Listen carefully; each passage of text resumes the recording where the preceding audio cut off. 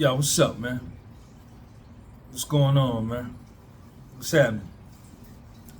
Sunday, March the 16th, 2025. The podcast was sold.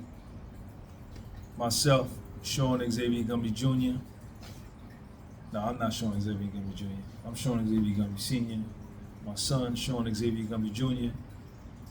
Stigmatism in my soul and Gumby Publishing. None of us wish to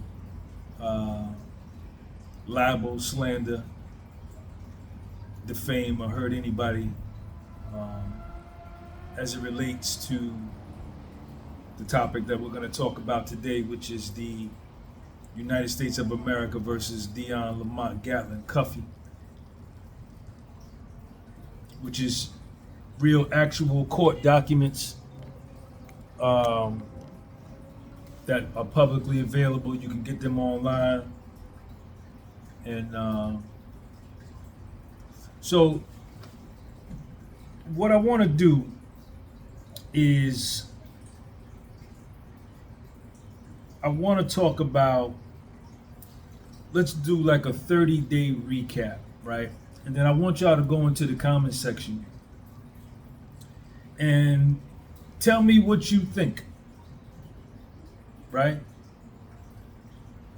But when you leave your comment, I want you to leave your comment with a supporting argument, right? Just don't go down there and say, yo, Cuff is my man, Cuff is money, that's it.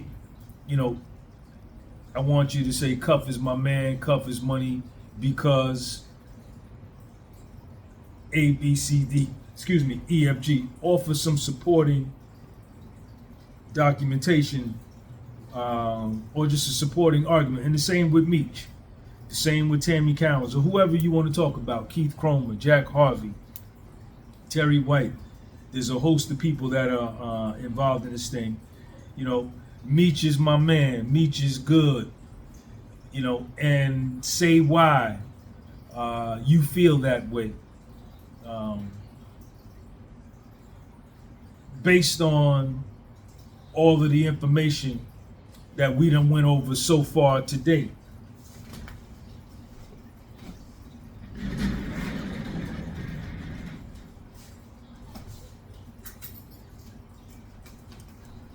You know, I got the dope coffee, y'all. Check my coffee out. Look at my coffee right there. Look at that steam on that coffee. Look at that steam.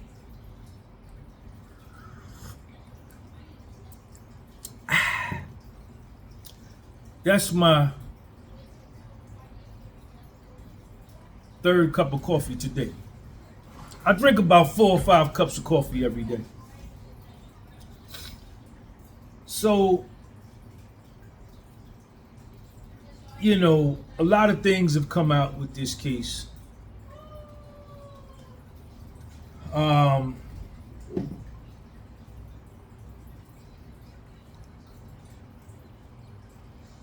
You know, where I'm at, let me tell you where I'm at. I think that with Tammy Cowans being a co-conspirator in the drug deals with Cuffy, with Suarez, with Big Meech, and herself, 4 co-conspirators were involved in selling drugs, cocaine to be exact. And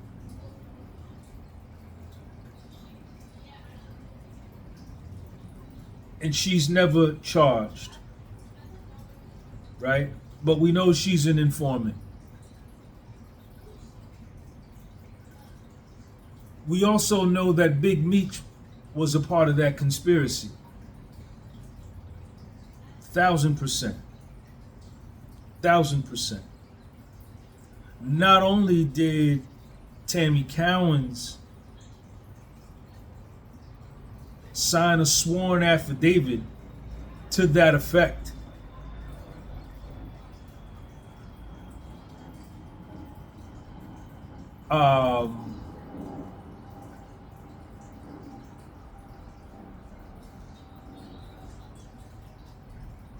Keith Kromer, on the stand, under oath, attested and confirmed that Demetrius Flannery was involved in the conspiracy.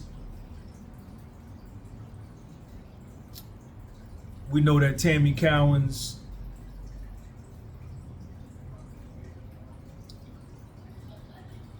did a sworn affidavit for the Title III wiretaps, where she mentions in the motion to suppress on page 11 and page 12 that in September of 2011, this is after Jack Harvey retires, Big Meech puts her in touch with Suarez and Cuffy to arrange a transaction. I'm gonna stay away from the words, and I'm gonna have to go back and blur out words because YouTube will strike the video and lessen the engagement if you have buzzwords in there, like the names of drugs and things like that. She also says that, she says it again, I think on page 12 of that same motion to suppress the Title III wiretaps. She says it again, that Big Meech was involved in the conspiracy in terms of tying up Cuffy and Suarez with her in order to engage in the conspiracy. Why is Meech never charged in the conspiracy? And he doesn't have to, if you know anything about conspiracy and federal conspiracies, I was never caught up in one, but the time that I did in federal prison, I talked to a lot of niggas who did get caught up in conspiracies. And from what I understand, you don't even have to get caught with drugs. You don't even have to have drugs on you. All you got to do is be on the phone and just discuss, or somebody could say, somebody else caught up in the conspiracy can implicate you and say that you're involved, and that can involve you.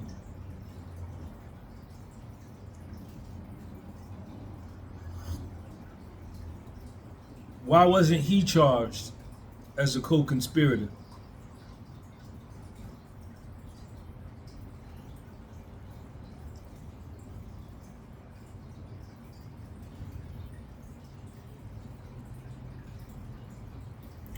In one of the cross-examinations, I think when Keith Kromer first gets cross-examined on,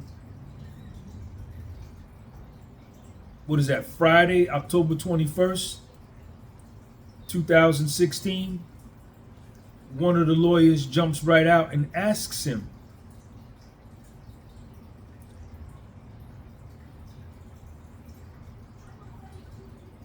did you tell Tammy Cowans to tell the DEA in St. Louis that Demetrius Flannery was supposed to get a cut of the proceeds of the conspiracy between Cuffy and Suarez? Asks him flat out. And he says, she told me that.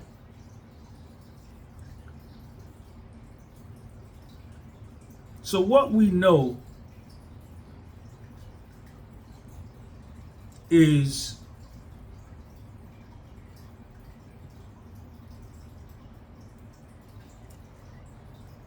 before Jack Harvey retires, before Jack Harvey retires, the conspiracy was already going on. The conspiracy with Suarez, Cuffy, Meech, and Tammy was already in motion.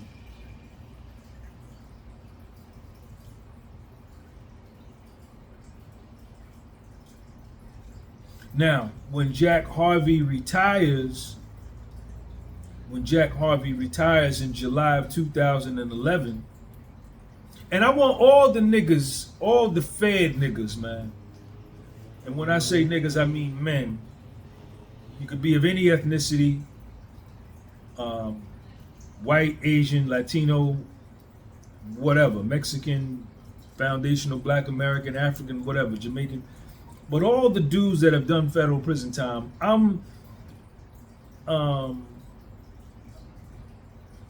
seriously interested and curiously interested in what you guys' take is on everything and how you feel about the different players in this drama. And in the comment, please leave a comment, and leave in the comment that I'm currently in federal prison and this is what I think and why, or I've done federal prison time and this is what I think and why. Because I think that those of us that have been to federal prison have a whole different, unique perspective on this case versus the civilian population that has never done any federal prison time and is just looking at this thing through the eyes of a civilian. But the civilians, I want you guys to get involved in it too. Don't exclude yourself. I'm interested to hear what you guys have to say too, just as much as I'm interested to hear what the Fed niggas got to say.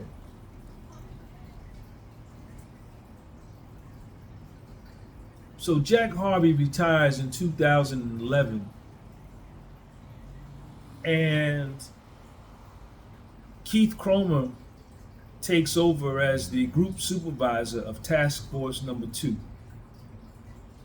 And Jack Harvey hands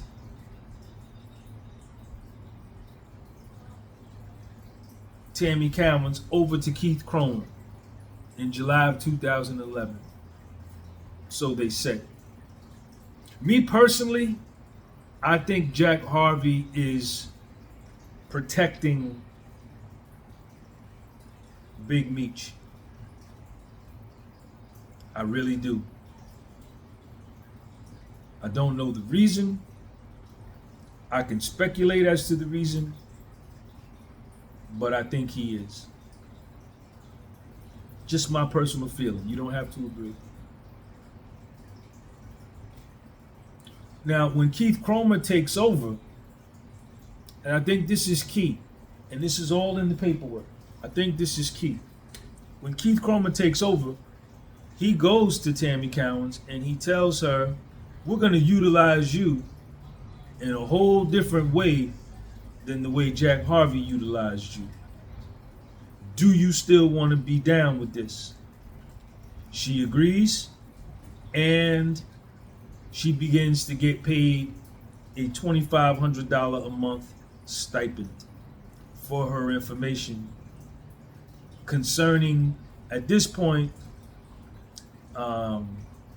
Keith Kromer states she was already giving information on local drug traffickers in Atlanta. And he also implies that he was, because he says she was already giving information in the ongoing investigation. Now, he doesn't specify what ongoing investigation he's talking about, but it very much appears and seems to be he's talking about the Cuffy Suarez investigation. So, that being said, that means that Tammy Cowans, I believe, was already supplying information about Cuffy and Suarez while Jack Harvey was still an active agent. I believe that. And what I just highlighted is why I feel that way.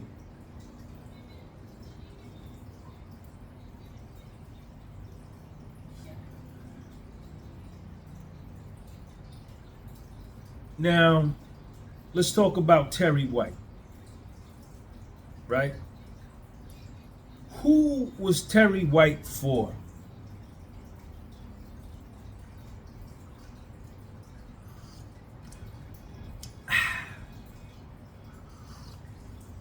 The dope coffee. Let me say this here too. We're going to come back to Terry White.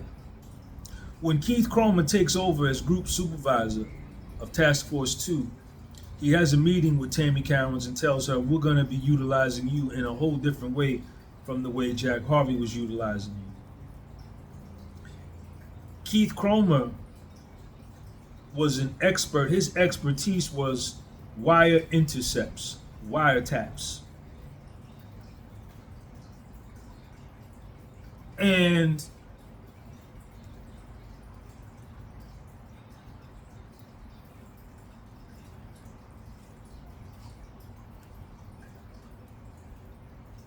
while Jack Harvey was an agent, there was a different U.S. attorney in Atlanta while Jack Harvey was employed. I think his name was Craig Fallon. It's mentioned in the paperwork.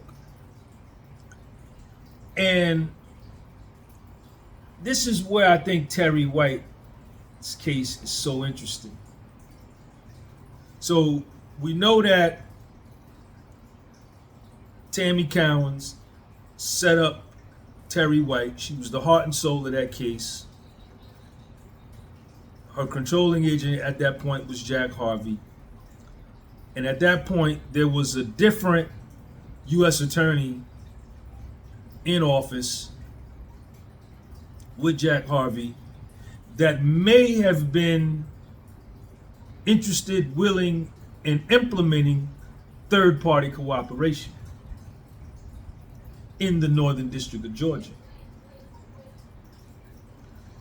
Now, Keith Kromer testified in his testimony when he said he met with Tammy and he told her, we're going to be utilizing you in a more proactive way, and we're going to be doing things different than what Jack Harvey did.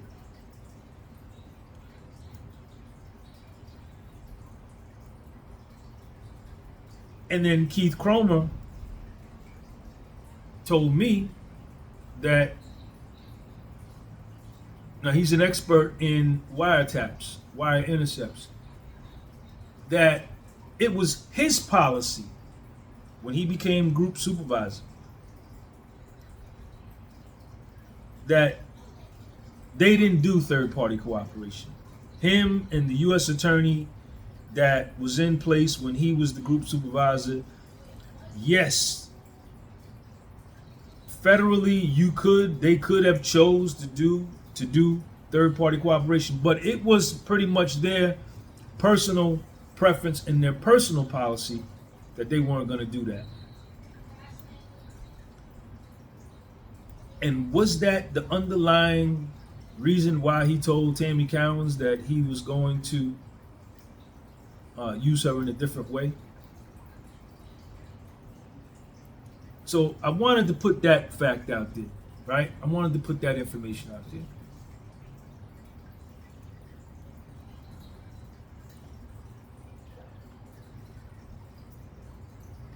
And when we talk about Keith Kromer, right? I know a lot of y'all and me at one point have this very negative perception of Keith Kromer, right? Because of the alleged sexual affair with Tammy Cowans, which he denies, which he says never happened. He says he never had sex with her. I don't know. Was a lot of Keith Kromer's actions and these coincidental events that took place questionable to me? Absolutely.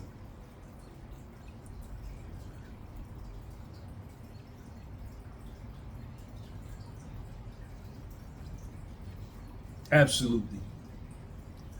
Uh, I spoke to Keith Kromer on the phone, and I have an understanding with him. It was only a brief conversation, about 2.5 hours, but I have a respect for him for even speaking with me on the phone. Um, you know, allegedly, if he made that mistake, it's okay. You know, um,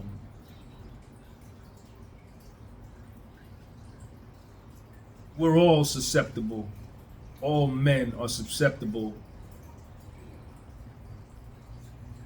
to being knocked off our square by some kitty cat, by a beautiful woman. Every man is susceptible to that, prone to that, has experienced that. And if you haven't experienced it yet, you will. And if you say you a grown man and you never experienced that, I believe that you a lie. A woman's sexual appeal is very, very powerful. Very powerful. And a woman's sexual appeal have brought down many men. I went and got in a tree one time. I was in love with this girl. I went and climbed up in a tree and was watching this girl's house from down the street, up in a tree, like I was a crow or a sparrow. That's what at one time in my life it did to me. It happens to every man. So I want to say that because I want to humanize Keith Kromer, right? Yeah, he made a mistake. A big mistake in a very high profile case. But I've made similar mistakes. I've been on a job where I was knocking down 3 women on the same job at the same time. You know, sex is a powerful thing. That being said, I don't believe that outside of that, I think everything else he did within the scope of his job and with the scope of his responsibilities and his duties as a DEA agent, as a group supervisor, I think he did it to a T. You know, there has always been rumors and allegations that he forged documents to overpay Tammy Cowans. He testified on the stand that everything, every document, every payment Tammy Cowans got, not only her, but every other informant that he's ever dealt with, all of the paperwork has been straight. And in order for the informant to get paid, he has to sign it, and his higher up supervisor, his boss, has to sign it. So it's not as if he is the end all be all and has the unilateral power, has the power to make the unilateral decision without any checks and balances to pay informants.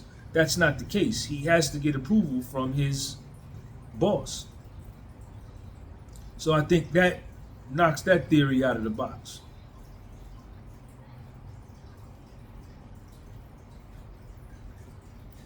And I think that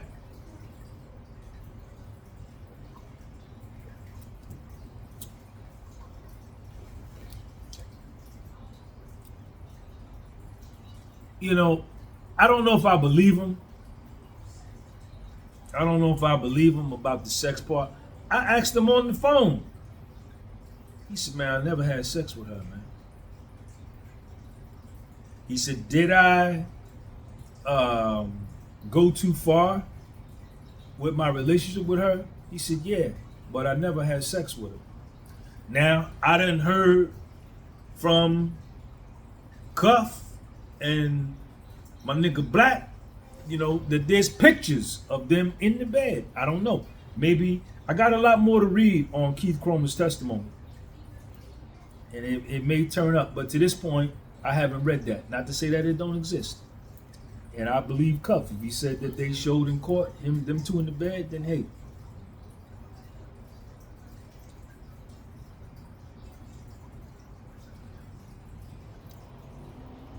I believe. Now let's go back to Terry White. My question to you: was Terry White a third-party cooperation? Why did she just give up Terry White? Why?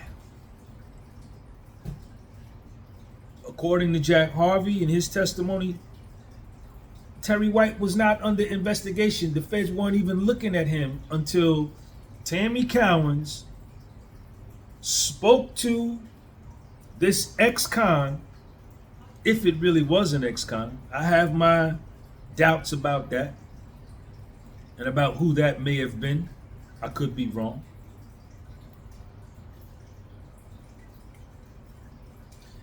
And Tammy Cowans tells this ex-con, oh God, I don't think I'm laundering money for Terry White. I'm so scared. I go get $40,000 worth of cashier's checks on my credit card, and then Terry White pays me back $50,000 in cash so I could pay off my credit card of the 40, and I keep telling, oh my God, I'm so afraid. This is her story. And when after she talks to this ex-con, who tells her, yeah, man, you in trouble. Man, you doing that? Man, you in trouble. You need to go see Jack Harvey.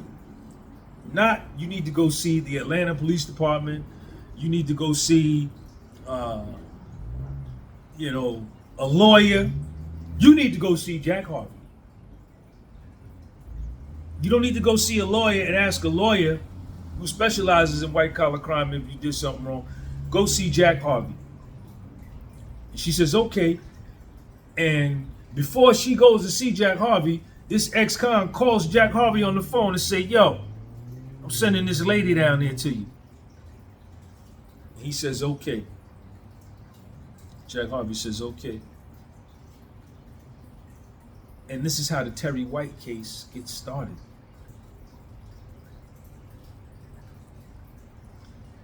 She doesn't receive no compensation throughout this whole case. Jack Harvey says that she was the heart and soul of the case. She wasn't a defendant trying to work off time. She wasn't a drug addict looking for money. She wasn't a defendant trying to help herself. She didn't want money. She just wanted to do the right thing or get even with Terry White and con the con man. That's what he says. I don't believe that. I don't believe that.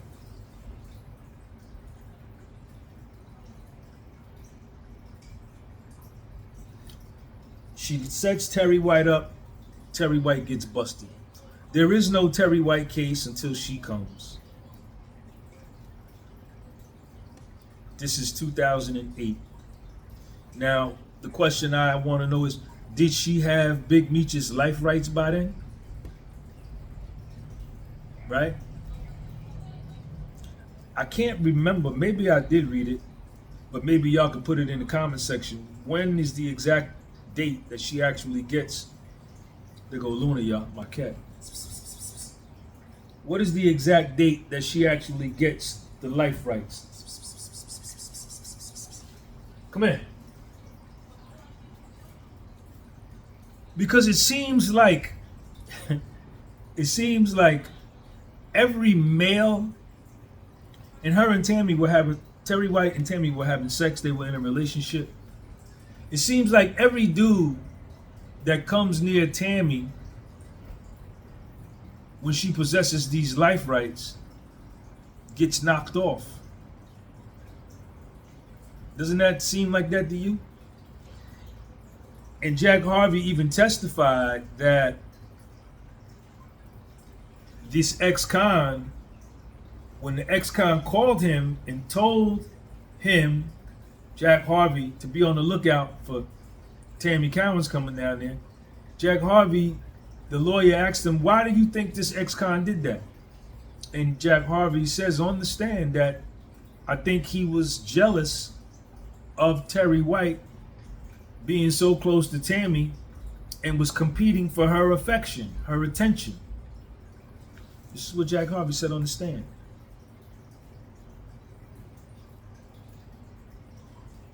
Tammy Cowans drives to visit Big Meech in prison with Terry White in the car. Tammy Cowans and Terry White go together to visit Big Meech in prison. I don't think Terry White goes in to visit Big Meech because he's a convicted felon at that point. I don't even think they would approve him to get on the visitation list.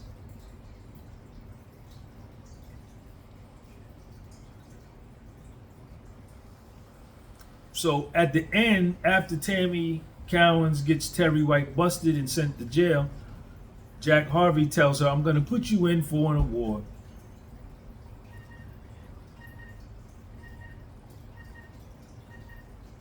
Sure, whose phone is that? And then Jack Harvey says, I'm going to put you in for an award. And then Tammy Cowans comes up with this story that she left some jewelry in Terry White's house that got seized and confiscated with the raid. And it was worth $50,000. And it was jewelry that Terry White didn't buy her. And Jack Harvey says, man, I don't remember her telling me that. I don't remember that story. But she said she told me. But I believe if she told me that, I would have tried to get it back for her. You know, he just don't come flat out and say, man, she lying. She ain't never told me that. But this kind of, to me, seems to substantiate some award or whatever, I don't know. Or her trying to get some money out of it.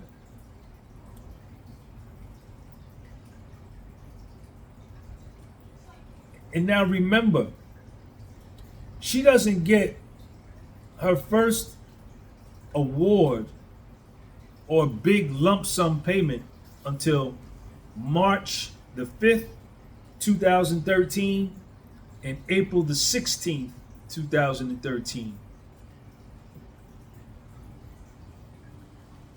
2 years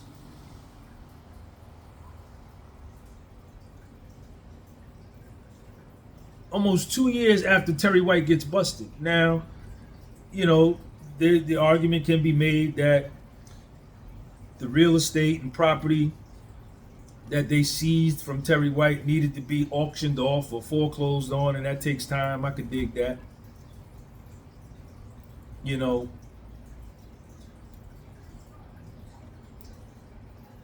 I could dig that if that's, you know, that's plausible.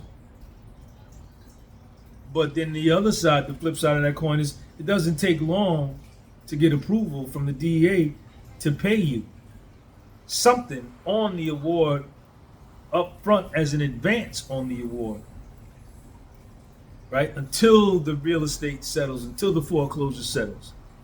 That never happens. Tammy Cowans gets a lump sum payment of $50,000 and $80,000 respectively in March and April of 2013 respectively. And it's written down in the paperwork as award. It's an award. Now, remember in the motion to suppress, the wiretaps, Jack Harvey says that she got an award of about $50,000. So let's assume, okay, his story. Let's assume and go with his story.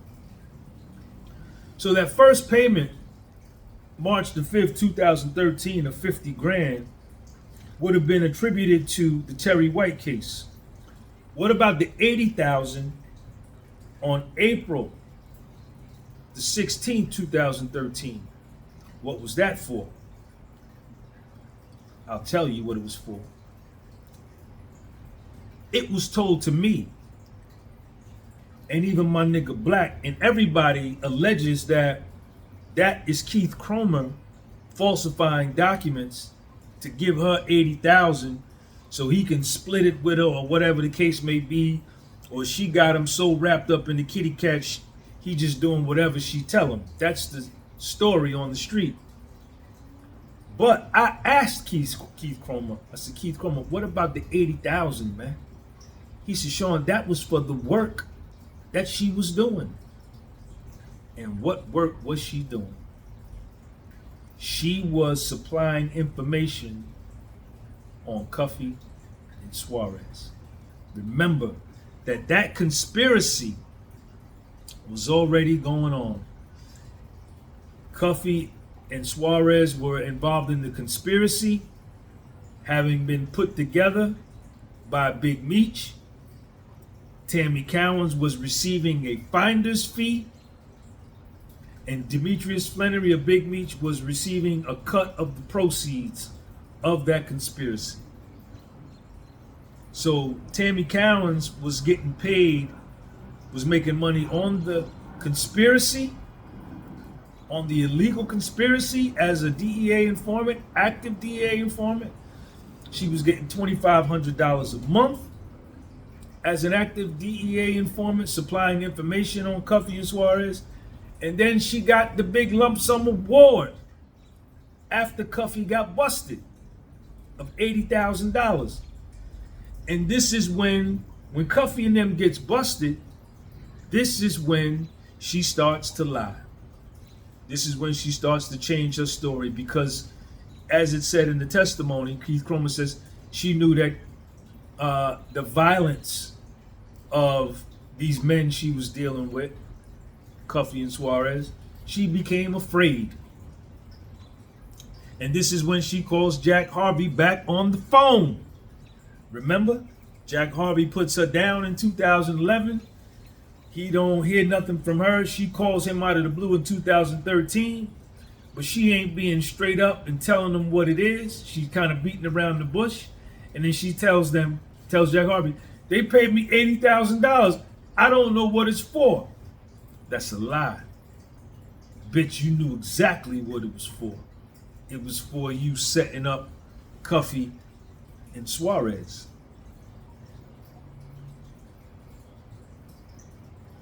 That was your compensation. But Tammy Cowans wanted to distance herself from that 80,000 because that ties her to the conspiracy, and it ties her to, once they found out she's an informant, now Cuffy and them know that she's the informant, which they find out after Cuffy gets arrested. And he reaches out to Meech to help him get out of the situation, and Meech never reaches back.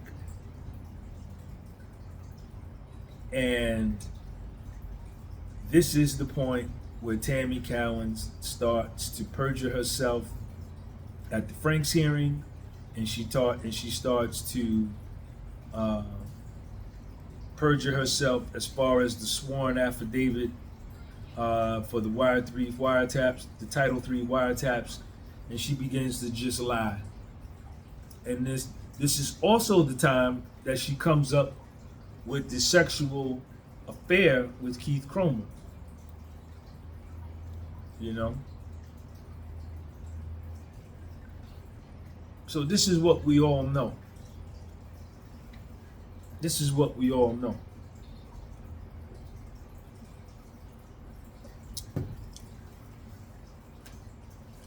And remember, all of this paperwork that we've been reading has been Cuffy's paperwork. This is all Cuffy's paperwork. All of this paperwork that I'm reading is Dion Gatlin, the United States of America versus Dion Lamont Gatlin. It's just crazy that Big Meech's name is in it to the extent that it's in it. That Tammy Cowans' name is in it to the extent that she's in it.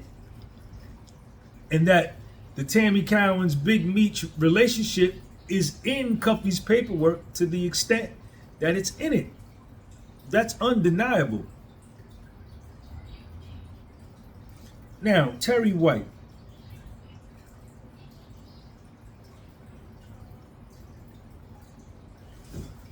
Remember, now in the Cuffy Suarez case, Tammy Cowans is listed as a CS, confidential source. She's receiving $2,500 a month. She's a compensated informant in a long-term investigation. In the Terry White case, which there was no case till she came, she was labeled not as a CS because she wasn't getting paid. She was labeled a CI, cooperating individual. And Jack Harvey was cross-examined at length about that at the Franks hearing. Why the two different labels? Why no compensation for Tammy Cowans in the Terry White case? Was Terry White a sacrificial lamb for Big Meech to get a time cut? Just a question.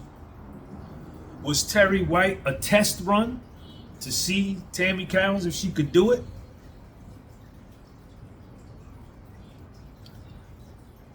Or was Tammy Cowans, because it is mentioned in the paperwork somewhere that she had did over $100,000 in money laundering for Terry White. And maybe after they looked at it, did they say, look, you are deeper in this than what we thought. So you need to work this case to work yourself out of this. You know, and she's from that point on referred to as a cooperating individual, a CI. But Jack Harvey testifies that she wasn't in trouble, that she would have never been charged for what she did. I don't know, man. This is a peculiar story, man. Very weird, wild, and interesting story. But I'm just throwing out facts as I see them. Go in the comment section. Tell me what you think about Terry White. Why did Tammy Cowans have him busted? For what? And she didn't want no money. Why? Who benefited from that? Here's another question I want y'all to deal with in the comment section. If you were famous and you had life rights that were worth $2 million, $5 million, $1 million, $800,000, $600,000, $10 million, and you had your mother and your sister free, and then there's this other woman, Tammy Cowans, who we know dealt with Blue Da Vinci. Jeezy was trying to hit it, and who the hell else knows? Terry White had hit it. Would you choose to give your life rights to Tammy Cowans or to your mother or sister? Right? Now, you know that if you gave your life rights to your mother or your sister, that the probability of them doing right by you is greater than a stranger like Tammy Cowans. And you really wouldn't even need to get any type of compensation back from your mother or your sister, right? You can say, yo, ma, I'm gonna sign over my life rights to you with the power of attorney. Just hold on to it till I tell you what to do. And any deal that you do, run it by me first, and I'll give you the yes or no approval on it. And your mother or your sister is not gonna say, well, if I do this for you, what you gonna do for me? Now,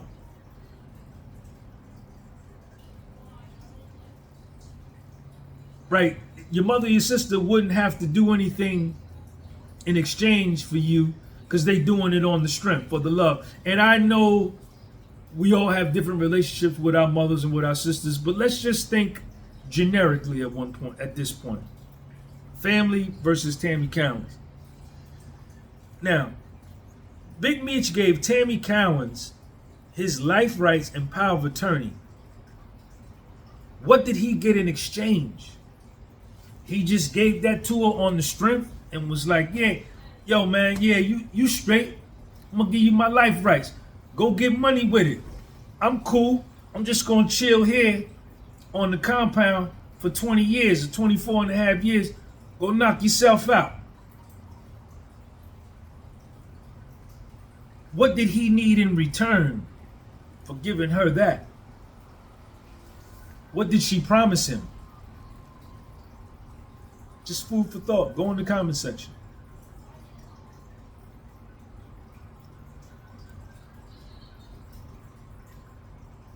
I know y'all gonna say, well, you ain't talk nothing about Cuff. You ain't talk nothing about Cuff.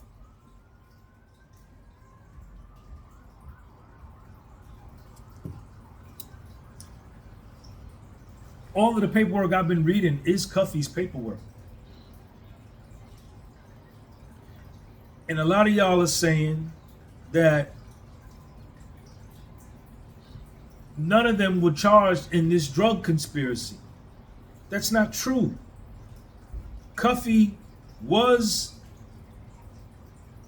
charged in this conspiracy with Tammy. Tammy wasn't charged. Big Meech wasn't charged. I don't know what happened to Suarez. Cuffy was charged and sentenced based on that. I think to 10 years.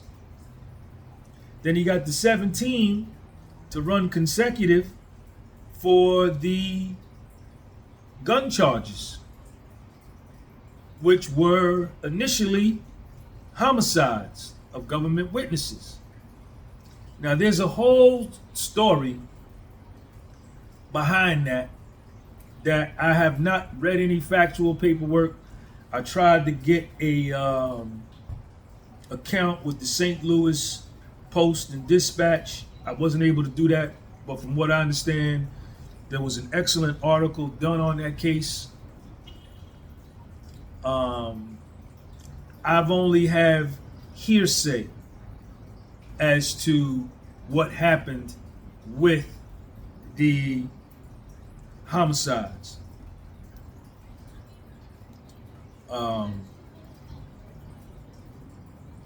From what I understand, and I may be totally wrong,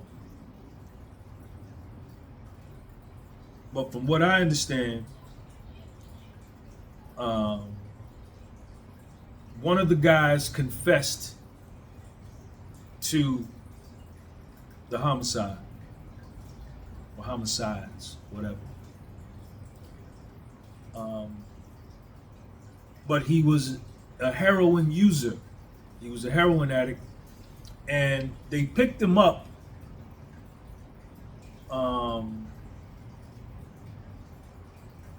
He didn't have a warrant. He didn't have nothing. He wasn't charged, but the St. Louis Police Department put him on a list, person of interest or something like that. When you see this man, pick him up and bring him downtown for questioning about these homicides. So they saw him, they picked him up, and they're holding him. And while they're holding him, he starts jonesing and withdrawing from heroin withdrawal. And he confesses while withdrawing from heroin, which in the court of law, I think, correct me if I'm wrong, is involuntary confession, which is inadmissible in court. Right?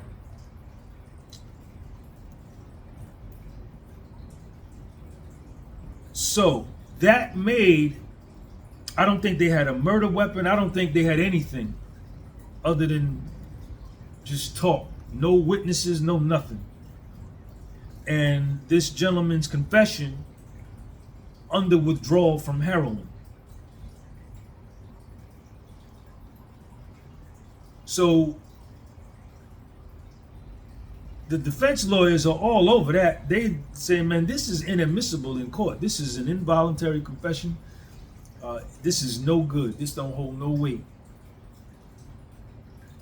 But then they get the Tammy Cowans case and the information that she supplied about Cuff, and they charge Cuffy with the drug conspiracy, with the conspiracy. Now, I think under the homicides of the government witnesses, I think the death penalty was on the table for Cuff, from what I'm hearing, allegedly. And I don't mean no disrespect to nobody if I'm getting this wrong. I apologize. But Cuff is looking at the death penalty. Now, this is how the story was told to me, how he gets off of the death penalty or life in prison and gets to 27 years. The confession under withdrawal from heroin made that confession involuntary, shaky, and damn near inadmissible in court. Then you had Tammy Cowans lying, perjuring herself on the stand. Then you have this misconduct, sexual misconduct with a DEA agent and an informant, Keith Kromer and Tammy Cowans, allegedly. And between these two things, the whole case, all three of the cases, both cases were falling apart. Which is why Cuff was allowed a Franks hearing. Everybody doesn't get a Franks hearing. I think you have to put in a motion to get a Franks hearing, and you can be denied. If they look at your thing and be like, come on, man, knock it off. We ain't wasting no time with this. Nigga, you guilty, shut up.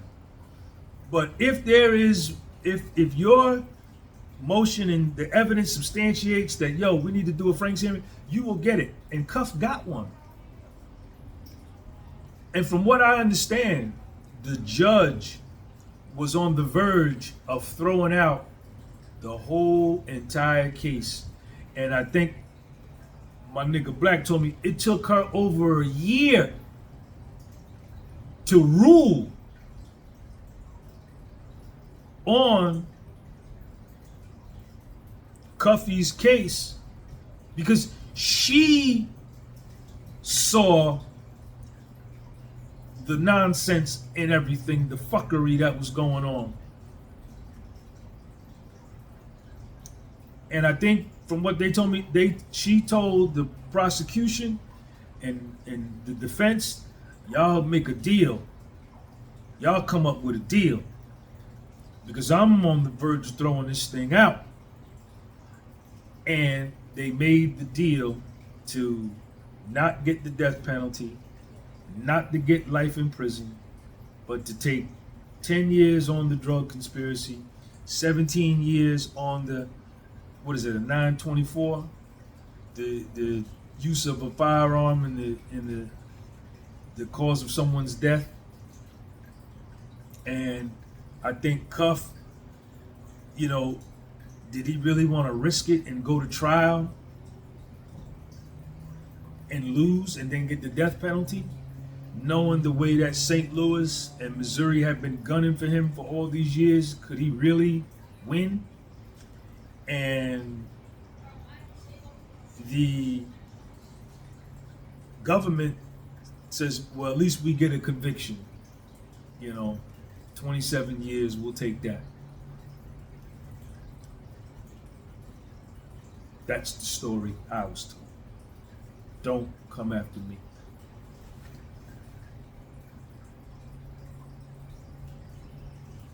Oh, but Cuffy's paperwork is sealed. I would imagine a lot of Meech's paperwork is sealed.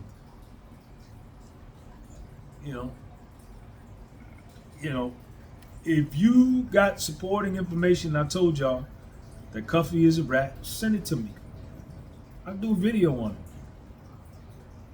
And if he is, there should be some inmate somewhere in some jail saying, I got paperwork showing Cuffy ratted on me. You can't send me, some of y'all been sending me this 4 and 5 page information about he's in the paperwork of some dude, Gibson or Gibbs or Collins or whatever the hell his name is. That's not enough.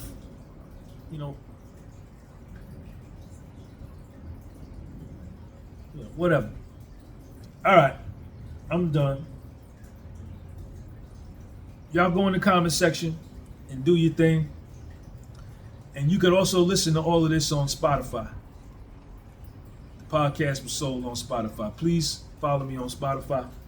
I'm trying to get my Spotify numbers up so I can get monetized and get a check from Spotify. And follow me on Instagram at the podcast was sold. Peace.